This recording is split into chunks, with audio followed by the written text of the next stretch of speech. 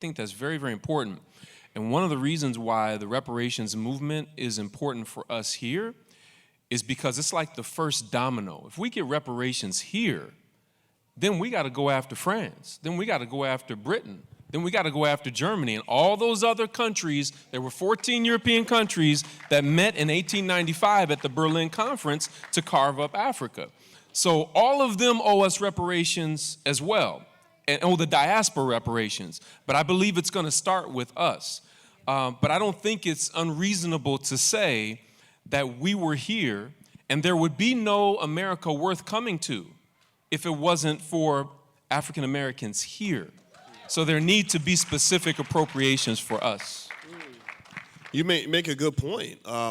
If anybody's read books like Powernomics or Black Labor, White Wealth, one thing Dr. Anderson, I think, did a good job of explaining. I'd love to get either one of you can answer first. Well, actually, ladies first, so we'll go back to you, Jade.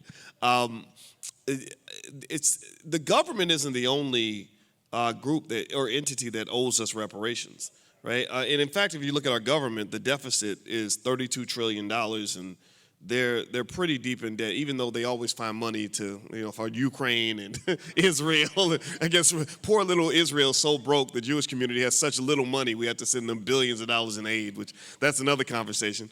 But there are other places and entities that owe reparations, and maybe if we spread that economic repayment, it lets some people in that have big money, that might help us get the job done. What are some other entities you could think of outside the government that actually owe reparations because they somehow directly or indirectly benefited from slavery?